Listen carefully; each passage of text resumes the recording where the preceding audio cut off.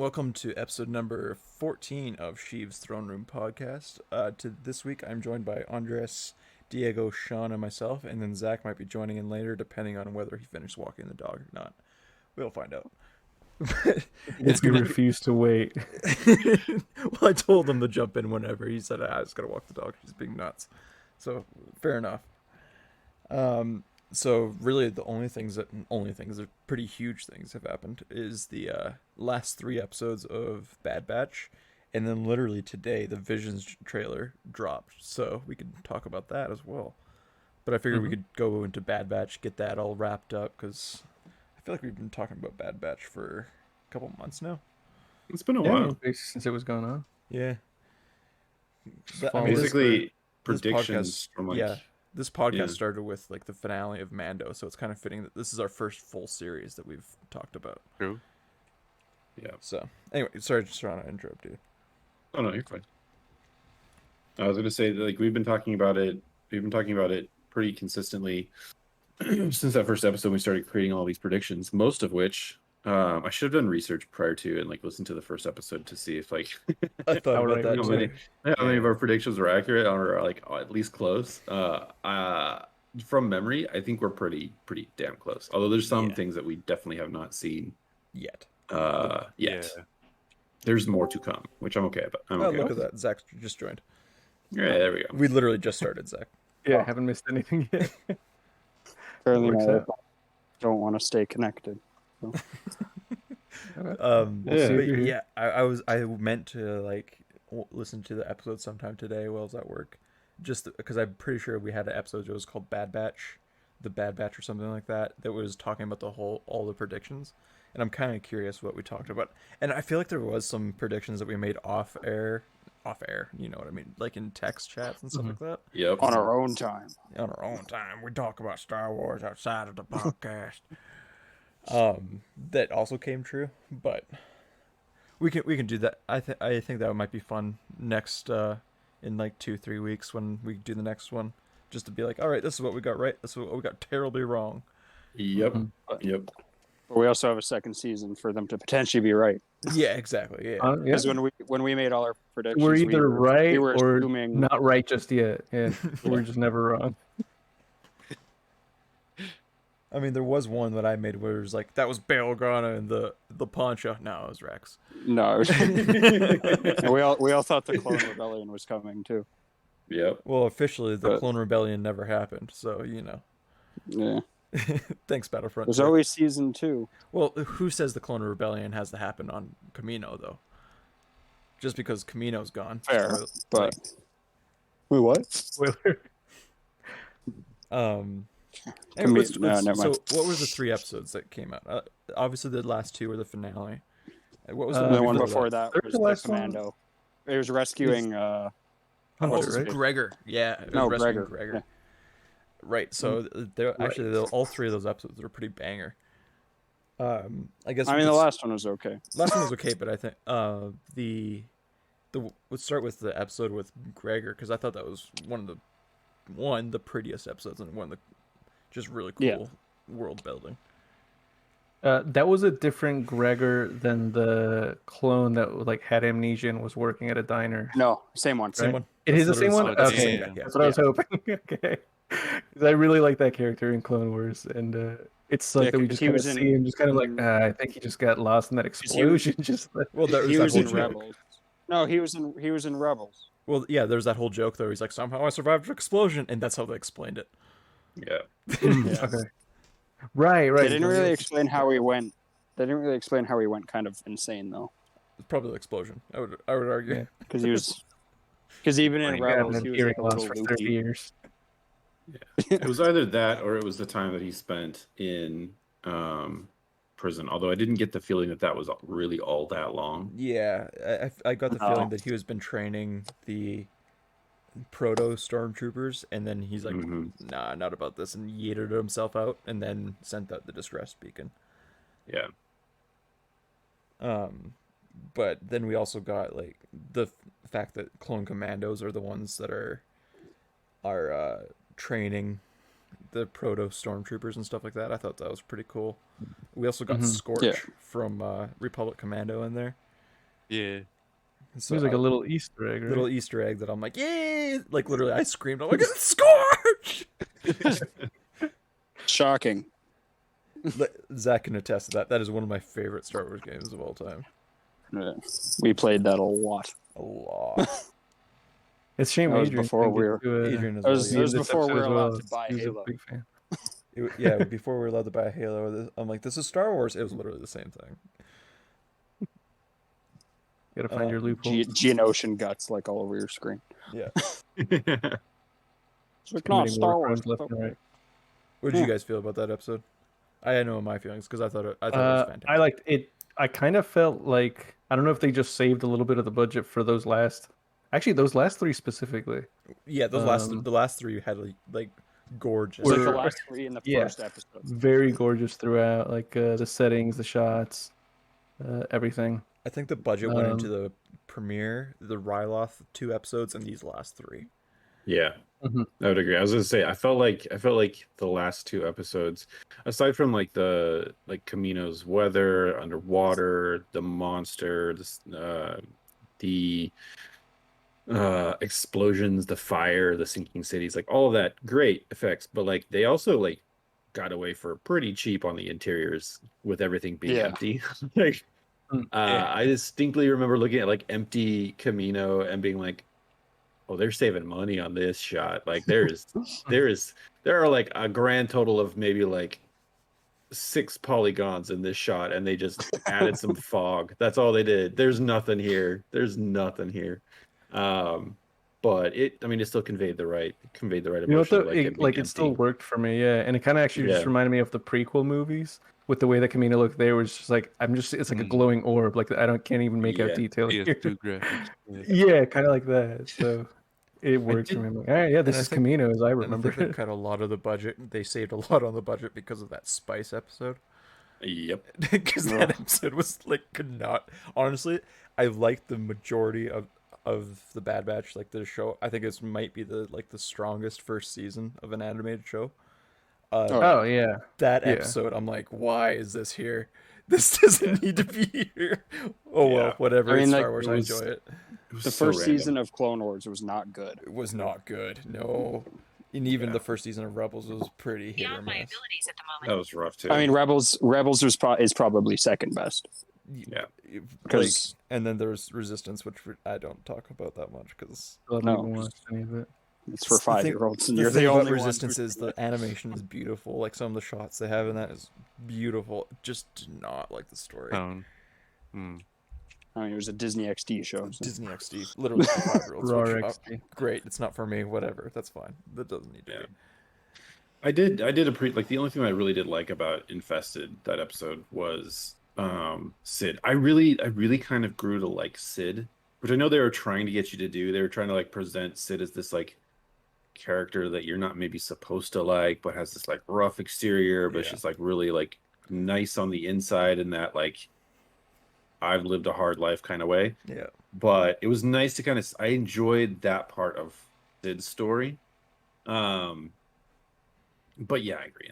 That whole episode. And then, I've been seeing arguments on Twitter being like, man, I think Sid's the most sweet character in the world. I'm like, all right, did you see what she has on her chair?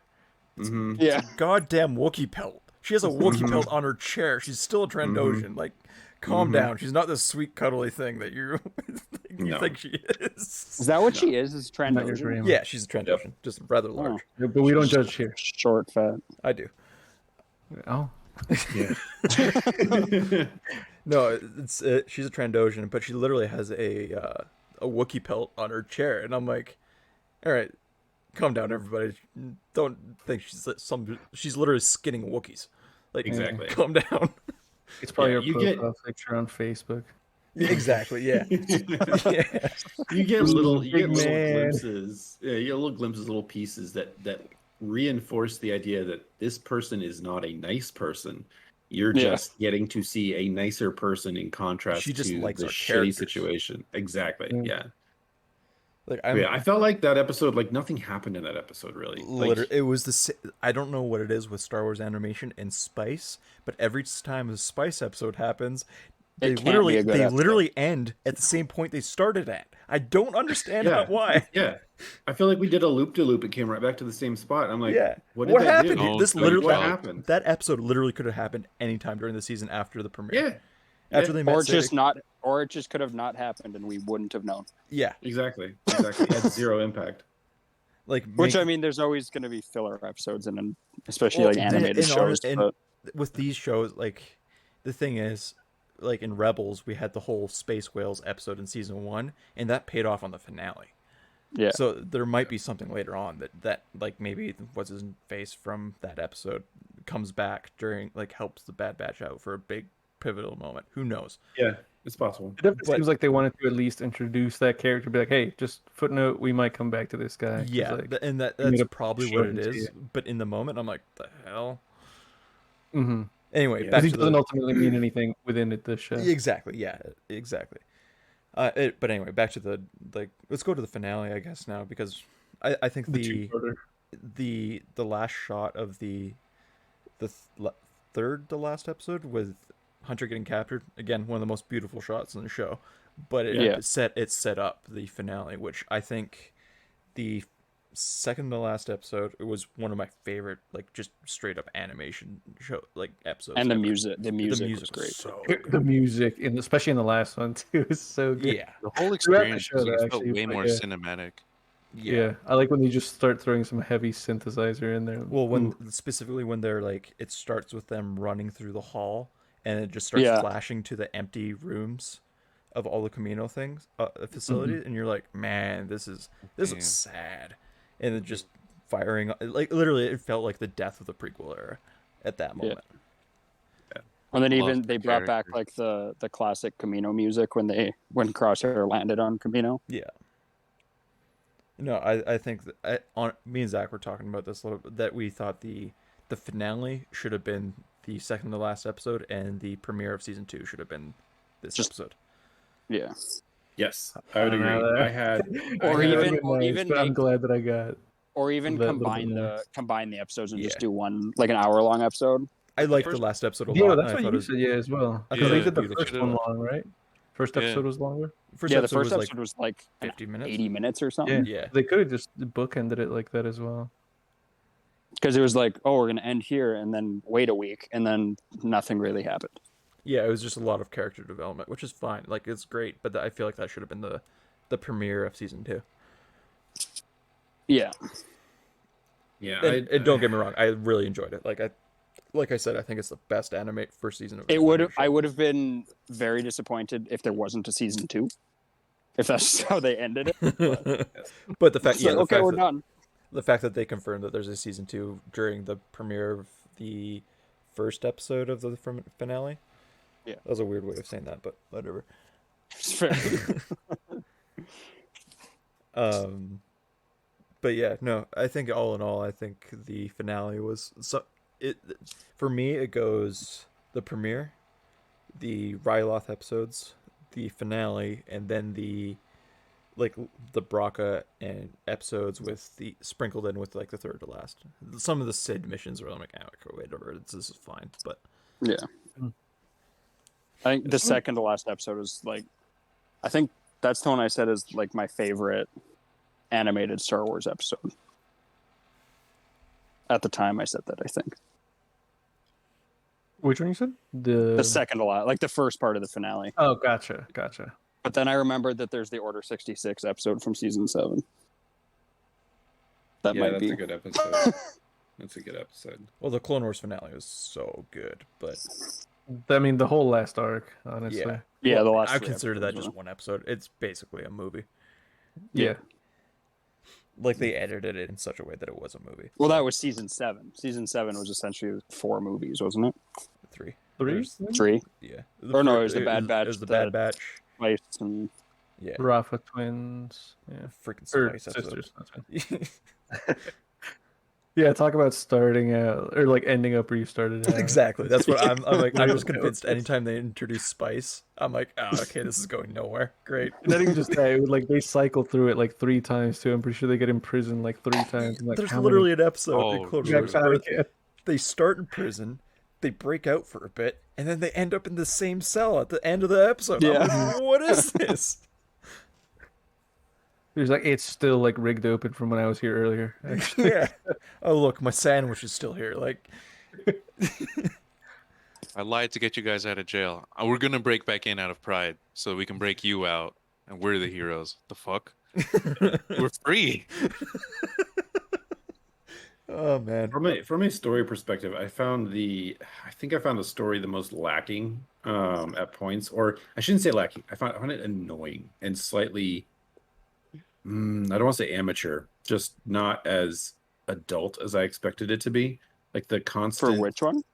For basically the last 3 episodes. So they kept going back to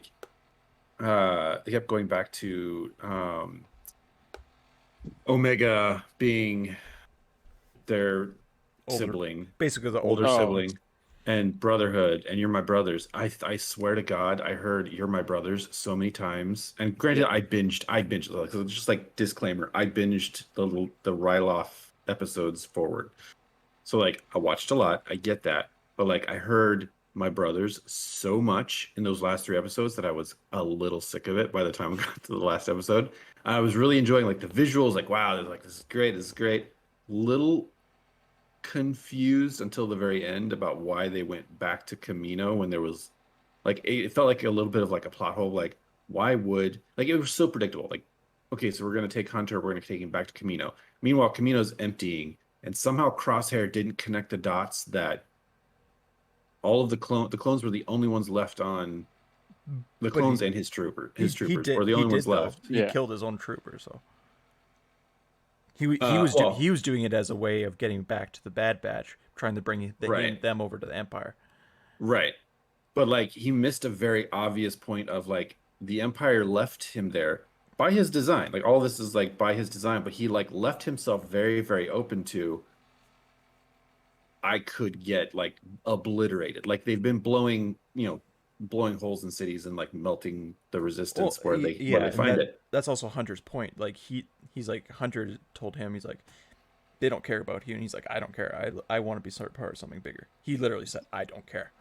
Right. Yeah. Right. It felt like a miscalculation. It felt like they were trying to tie up the story, which I appreciate. I actually did appreciate that. Like we got to see the empty Kamino. Like that was very big. I think, also like you said earlier, like the death of the prequels, like that definitely felt like that. Yeah, and it's also what Tech said to Crosshair when he's like, I understand what the choices that you made. I get it. I just don't agree with it. Yeah, I love that line. I don't know, it just stuck out. Yeah, that was a good one. He's like, well, you defend him. He's like, oh, I'm not. Don't get it twisted. Star Wars TikTok was pissed that Echo didn't say anything in the finale. There's like a whole. Yeah. There's a whole season. Echo hasn't really said anything during the entire series. But I was gonna say, I'm just kind of used to it at this point. There's like a whole side of Star Wars TikTok that somehow I ended up on that they want like justice for Echo. I'm like, that's okay, fair. Come on, fair. Maybe Echo just wants a fucking break when he was like tied for that long. I'm like, fair enough, but there's also still another season. Homie woke up from being connected to a computer to find out his best friend. He was in dead. A computer for like 3 years. Best friend is dead. Order 66 had happened, and now he's on the run with these random dudes he just met. Yeah, who he's been with for like 6 months. I can't imagine what he has to say. My brain is a computer. I'm a computer.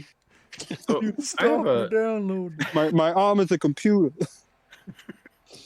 I have a question though. Like, do you feel like we've talked about this before, where, like the as we now know, very short amount of time that happens between the Clone Wars and Luke being what 18, 19 years old. Is that how old is he supposed to be in A New Hope? He's supposed 19. To be like 19, 17, right? 18, isn't it? 19. Okay, somewhere in there. Yeah. So he's born when the Empire is founded, and it's 19 years after. A New Hope is 19 years after Revenge of the Sith. So he's 19. Yeah.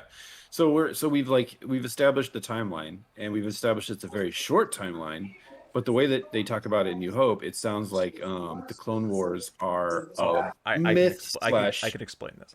Okay, so my question is like, do we feel like obviously the destruction of Kamino was a very important part of the Empire trying to wipe that out? Yes. But given how huge the universe is, like, do we think that they're just gonna write it off as like, oh, we'll just pretend like maybe people on Tatooine don't know anything, or are they going to dive into that more in the next season of like the slow rewriting of history, similar to like what the Nazis did, where they tried to like rewrite history? That's exactly what it is. It's literally so.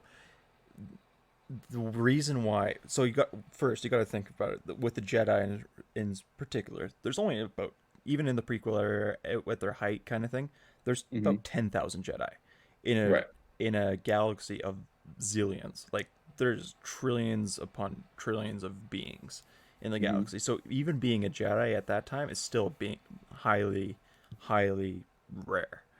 Yeah. So the Empire wiped out any trace of them with the Inquisitors, with Vader in general. Yeah. So by the time New Hope rolls around, Jedi are just myth. There's maybe I would say maybe 100 running around at the time. Which for a galaxy that big, that's not a lot. So it's part of the indoctrination of the galaxy being like, this is the way that it's always been. This is like the Empire rose from the ashes of the Republic, which was corrupt senators and stuff like that. Honestly, it's a lot of what was happening in U.S. politics last couple of years. Exactly. Like, it was a lot of like rewriting of how people perceive the world, but it wasn't until Mon Mothma made her speech about like, no, this is what's right during Rebels, that people started to rise up, and obviously the Galactic Civil War happened, and that was the whole thing. So it was literally the rewriting of history, and it was basically George Lucas being like, this is the dangers of when a democracy becomes a dictatorish state. Yeah, I feel like it's kind of like a parallel for like even now, like Tiananmen Square. Like if you go over there and you ask 100%. People, like they just don't know. Exactly. Like young people, they have literally no idea what that is because it just was so wiped from everything. Yeah, and that's exactly what this was. And this obviously is like a story about space wizards, so it's going to be exaggerated to a degree. But like Tatooine is the backwater, middle of nowhere in the woods, right? You're not going to hear. You're not going to hear about like Anakin and Ahsoka saving a planet or something like that. Right. You might, like what he says to Obi-Wan of like, you fought in the Clone Wars, like what was it like? He knows the Clone Wars happened, but he doesn't know what like the details of it. Yeah. He lived with his uncle, wouldn't tell him anything. Exactly, and that's another aspect of it. People were afraid to speak about what happened during that time. So why that stops stories from happening if people are afraid to tell the stories, right? Mm-hmm. Yeah, I like that. I like that the theme is staying consistent. I'm just curious to see how. I'm curious to see how the next 20 years of Star Wars lore kind of play out, especially given the new direction. I kind of wanted to. You guys probably didn't see this yet, but on Twitter there was.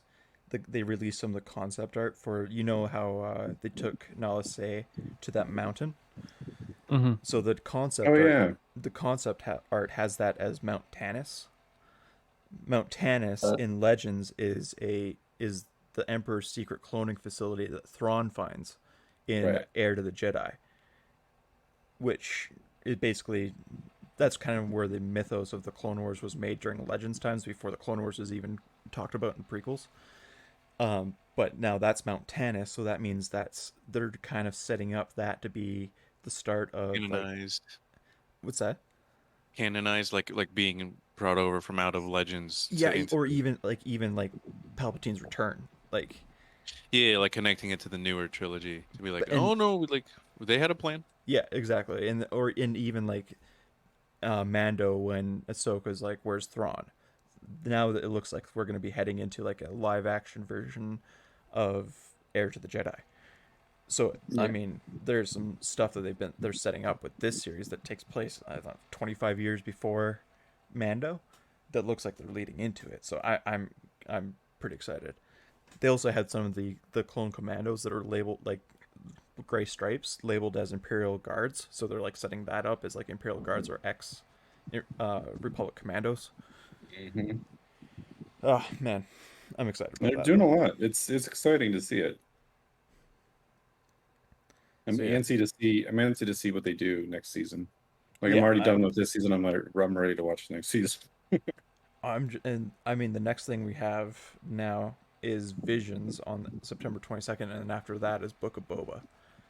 Mm-hmm. So I mean, we're in line to get some decent material. An official date for Boba yet, or is it just November? December, or is it November? Oh, you're right. No, it's the beginning of December. Okay. So.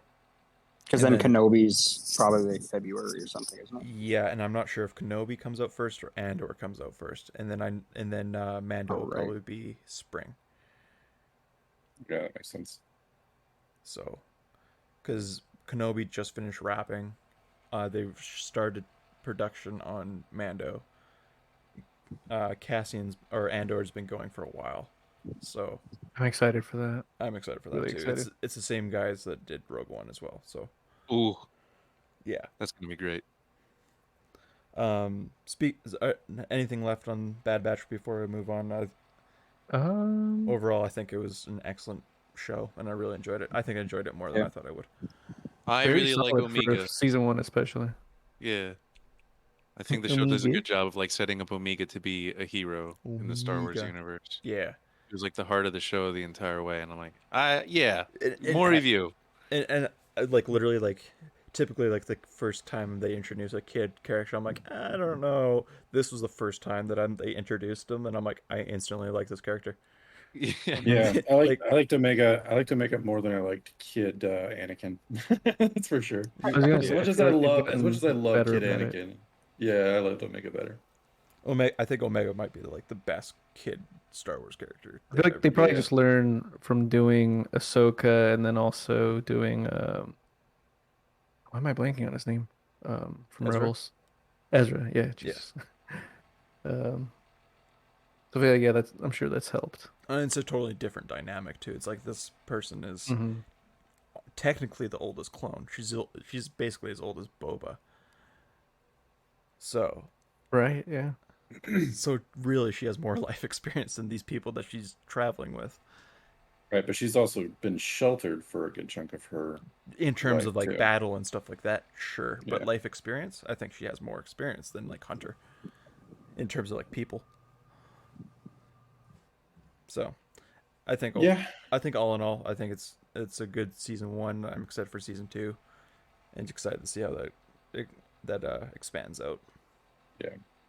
I'm also glad it's back into the Clone Wars art style, because I think it was a really good art style. Yeah, agreed. Especially polished stuff like this as well. Yeah. I mean, it would say it looked better than even like season 7 of Clone Wars. Yeah. And season 7 looks gorgeous. Anyway, moving on from that, I guess the next show we have coming out is Visions, which is coming out September 22nd. I'm unclear whether they're all coming out at the same time or it's going to be a weekly thing like normal. I was under the impression that it's all coming out at the same time. Which would be cool. Yeah, I would be up for that. Do we know if it's canon? It's not. It's not, okay. No, it's basically. I was going to say, I hope it's not. Basically, none of these, or like, are there some episodes that might be canon and others not, or they're just like none of it is going to be canon? There might be elements and characters that will be canon, but it's the way it was explained is it's basically these are myths that take place in the canon universe. Gotcha. Okay. Because they basically wanted to give these anime studios carte blanche to do whatever the hell they wanted. Right, be like, don't let the story of without having to just be like, hey Lucas, can we do this? Exactly. Just be like, if you want your Sith twin to have 6 arms, go for it. Like you want a windmill lightsaber fan, go for it. I am the most excited about that. It's so fucking ridiculous. Oh my god. I'm like, that is the dumbest thing I've ever seen, and I am very excited about it. I'm gonna pull up the trailer here and just kind of go frame by frame, just so we can. Make sure. Did you see some of the English dubs who's voicing some English people? voice actors are insane. Yeah, good. For the specifically, there's two episodes that I'm very excited about. It's the Elder and the Twins, which is Trigger, which is one of my favorite animation studios. But in the Twins, Alison Brie is the female Sith. Yep. And Neil Patrick Harris is the male other twin. I'm like, what a combo! What is going on? It really is. Yeah. Interesting. Okay. Let's see. Yeah, then there's I believe it's called the Duel, which is the one where we were talking about with the Saber fan. Yep, that's the one with Lucy Liu in it too, right? Yeah. Then there's the one where it's like basically the whole episode is a musical. It's What? like Interstellar Okay. Rhapsody or something like that. That's the one where we've seen like Slave One and the pod racing stadium as well as like Boba. The Elder, the one that I was talking about, was the one with the old dude with the old Sith dude or whatever. Oh, the old Sith guy with the weird eyes. Yeah. Yeah, that's also Yeah. Trigger, which is I don't know how much anime you guys watched, but Did you see who's Not that voicing the character in that one? no, let me pull up the list. I'm looking at it now. That one's Dave, or I'll share it. Yeah, I have it right here. Dave Arbor is. Oh, looks like Yeah. he's the. So Dave Arbor is the Jedi Master Tajin. Jordan Fisher is Dan. Jordan Fisher, isn't he? No, he's not. 1 second. Jordan Fisher. Oh, Jesus. Thanks. Alright, nothing I've noticed. And then James Hong is the Elder.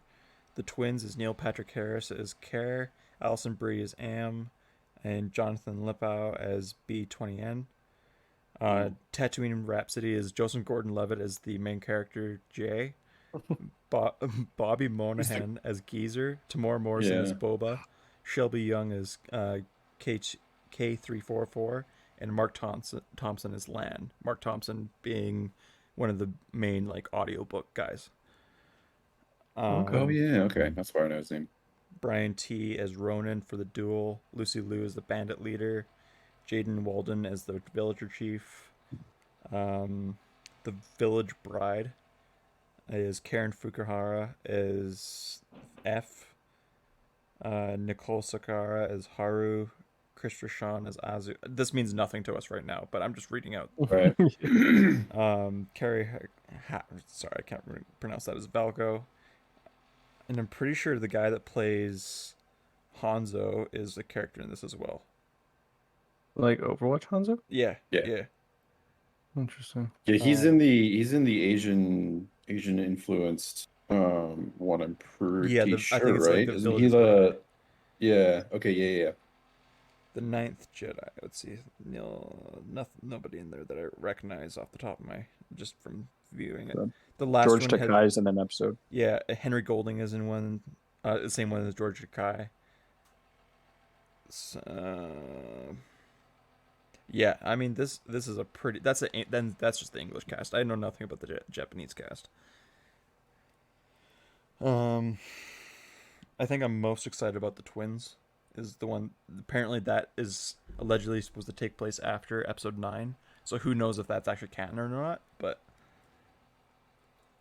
my guess is that they'll see how popular it gets and decide if they want to make it canon. What I think will happen is they'll see what episodes are do well, and then take elements from that episode and make them canon. Like obviously they're not over the top anime, or even make it their own show. Yeah. I mean, that's what they've been doing. That's what they've been doing with Clone Wars. Like they literally looked at what episodes were popular and went, you know what, these characters do really well. Give them a whole series all by themselves, or let's bring them back and loop them into other episodes here and there, which is smart. That's the way to do it. It kind of, to me, it feels like the Star Wars version of What If, that Marvel's been doing. Yeah. Yes. Yeah. And even on the Marvel side of things, they've said that there's a good chance that there's certain episodes in What If that could potentially become their own live action thing, depending on the popularity. So I think this would be. Well, they said that similar. even about the first episode of What If. Yeah, and I think they've written themselves a blank check. Yeah, they wrote themselves a blank check by saying it's a multiverse now, and we know how the multiverse comics go. So like now pretty much anything can happen. Well, which is great. I don't think that Star Wars will ever do a multiverse. I don't think it should. No, God no. But I think the idea that these are stories that are myth inside of the world, and that elements from that being like could be truth. Yeah, exactly. Like I'm just gonna say the twins just because I'm hyper fixated on that. Say that we find out the twins are real people, but it didn't happen. Like they're fighting on top of Star Destroyers or anything like that. They're just they're two Force sensitive twins that are on the opposite side of the Force. Great. There's a lot they could do with that. Yep. I mean, it could kick off the next series. They could easily kick off the next trilogy in the canon. You know, let's get away from Skywalker, and let's start doing something different. There's elements from this that end up in the Taika Waititi movie. Yeah. Just because, just the timeline. He just finished Love and Thunder, and he said he's going right into Star Wars, and he's like in the writing phase of Star Wars right now. And the fact that this is coming out right now means that he's going to be watching it, just being in contact. I wouldn't be surprised if he finds something in here, being like, that's kind of cool. Yeah. And speaking like the Duel already has a book coming out with it, because apparently they're like, you know what, this is a cool story, we're gonna write a book, and we still don't know if that book is canon or not. I wouldn't surprise me if they'd be like, this book is canon. Yeah. We have decided now. Yeah, exactly. He's walking around with a stamp. Canon? Canon? Not canon. I'm very excited about this. After careful consideration. This is canon. Of the money we could make, this is canon. It's not the first time that they've done like myth inside of the canon, but it was mostly just books before. There was two like myth books. Like one was like the Legends of Luke Skywalker. Came out before Last Jedi. It was basically going through all the myths that happened because of Luke. Him pulling out like Star Destroyers out of the skies of Jakku and stuff like that. Yeah. Which like obviously doesn't happen, but in somebody somewhere is telling you the story of him doing that. Right. There's also like ones of like Vader destroying, like this black demon destroying all of these cities and stuff like that, which is obviously Vader. So I mean, it's the first time we're seeing it in like picture form, and I think they're just testing out how well it does. So I know Sean watches anime a bit. I know Zach doesn't. Andres and Diego, do you dabble? I don't have the habit of it, but I don't like dislike it. I just don't think I ever like properly got into it. I just never got. I just don't watch a lot of shows, really these days. I've seen a couple. Like I watched One Punch Man. I really like that, but not as familiar. But it's funny because I do really like that animation style. I like how, like, I don't know, like how much motion you always get with it. Like it's a really cool style. I really enjoy watching stuff like that, which is why I really dug the Animatrix, and partially why I'm also really excited for Visions. It also has a feeling of like Sex, Death, and Robots. Like the way that Netflix put that one out. This very much feels like a Star Wars version of Sex, Death, and Robots. Yeah. Kind of with a theme around myths around the canon of Star Wars, which is cool. Or it's even like outside of that, it's just how different creators see the world, which I think is just a really cool way, and it's a pretty coming full circle kind of thing for Star Wars. Because I mean, we've talked about it when we did the Seven Samurai episode, like a couple months ago. That I mean, George Lucas was highly inspired by like Japanese storytelling. So now the fact that it's going back to these Japanese creators to make the show is, I don't know, I think it's kind of cool. Yeah. I also think like is almost just such a good way to get different Star Wars perspectives and stuff, as opposed to like just full Star Wars stuff that we're used to. the same sort of things, like just to watch something pretty different.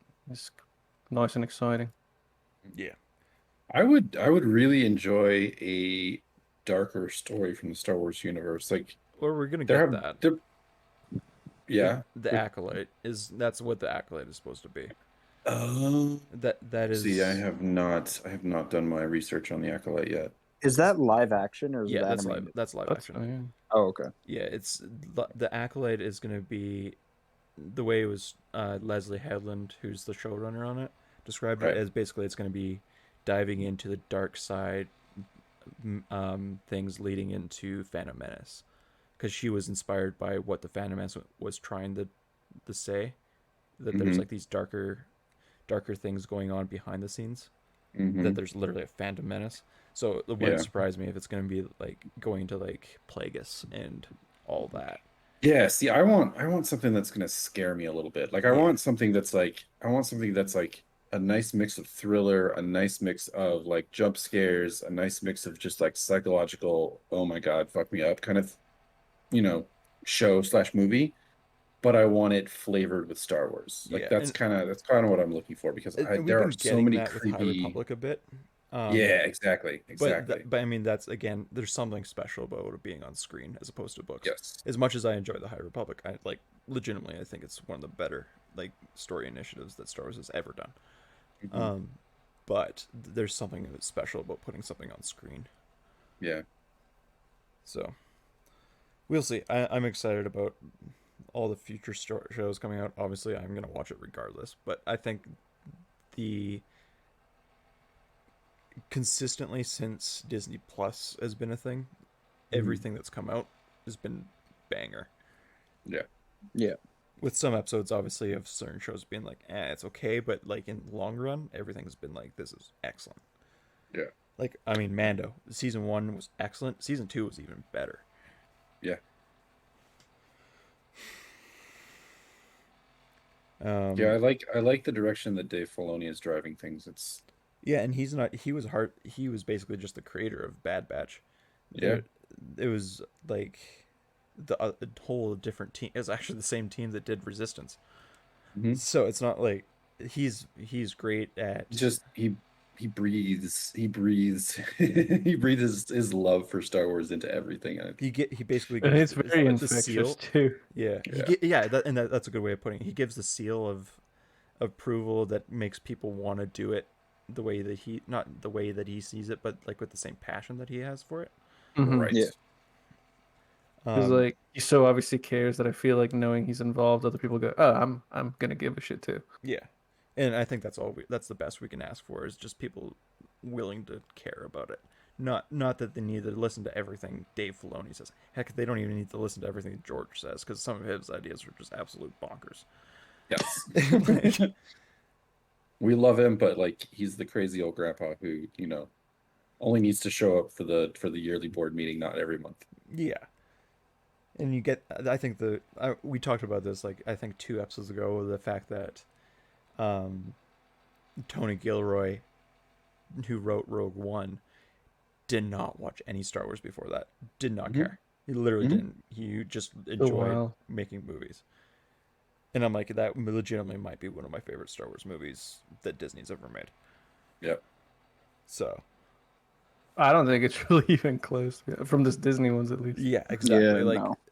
And he's involved with Rogue One, or the Andor story. Leslie Headland for Acolyte has said that her head writer, up until joining the team, had never watched Star Wars before in her life. And I'm like, dope. Which is good. Which is great.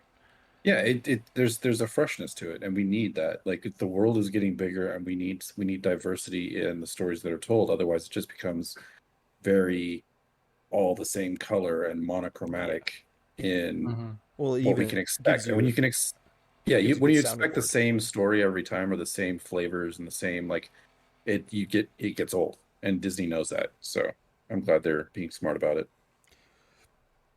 And I mean, Disney, on the broad side of things, they can look at something like Loki. Loki is something completely different, or even WandaVision, something completely different, and be like, all right, this is if we encourage creators that show their vision, people will watch it regardless of if it fits in or not. We can make it fit, we can figure out how to make it fit. I think that's why they hired Taika Waititi for Star Wars, because obviously like Ragnarok is doing well. They gave him another Thor movie, so now, and even he's also done an episode of Mando, which was one of my favorite episodes ever. Like the whole speeder chase, or not speeder chase, but IG-11 and Grogu coming into the town is one of my favorite sequences ever in Star Wars. Yeah. It's legitimately just one of my favorite things. I watch that every occasionally. I'll just like pull it up and be like, "This is cool." The music, how it's shot, the little giggle from Grogu as he's IG-11's blasting people through it. I'm like, that's what you want. But yeah, any final thoughts on what Vision you're excited about with Visions and stuff like that? Side note. What was the release date? I know it's like coming up, but September 22nd. 22nd. Okay. Apparently, we're getting a Lego Star Wars thing next week for Gamescom. Oh, I don't believe it. I don't believe it, but allegedly, because like Gamescom has been posting a bunch of promo art for being like, "All right, come join us on I think it's the 23rd or whatever of August," and then behind the Gamescom logo is like Darth Vader or Obi-Wan fighting Darth Maul in Lego form. I'm like, don't do this to me, Gamescom. Anyway, yeah, back to what we're excited about with. It's just gonna be them releasing like an exclusive Lego set. Yeah, it's gonna be the complete Saga remastered or something. It's not even gonna be the Skywalker Saga. Why would that exist? Exactly. Oh. Anything else about Visions? No. I'm excited for it to come out. I'm ready. The concept is very fresh for something Star Wars, which is what you need right now. Well, if I can give some shows to watch before, like from like Trigger in particular, who's like obviously doing 2 episodes of this, I would watch Gurren Lagann or Kill la Kill. Even Little Witch Academia, really great. Yep. It gives you some like what their style and animation and their storytelling is. Yep. Gurren Lagann is probably one of the easier ones to swallow. Mm-hmm. Kill la Kill is good. Is that not Kill la Kill so good? Great, but it's a little bit much. It's a little heavy. But it's good. If you can suffer through it, I would recommend. You might end up enjoying it to start with. But yeah, Little Witch Academia is like it's cozier, so it's something that's easy to watch. It might be too easy to watch for some people. I kind of enjoyed it. I enjoyed it because I enjoyed Trigger, not because I enjoyed the show. Right. Yeah, exactly. Yeah, those are good. Those are good recommendations. But I think it looks like these episodes are, specifically the twins, looks like it's going to be leaning more on the Kill la Kill side of things, whereas the Elder looks like it's leaning more on the even the Gurren Lagann, but more so. There's another show, I forget the name. In terms of what style, yeah, style and feel, like the twins looks straight out of Gurren Lagann. Or sorry, even the end of it looks like Gurren Lagann, but straight up Kill la Kill, just in how they're wearing their outfits and how they're fighting and stuff like that. Highly recommend those 2. If you get a chance to watch Gurren Lagann before the Visions, I think it would be to your benefit. Okay. Yeah, I think those.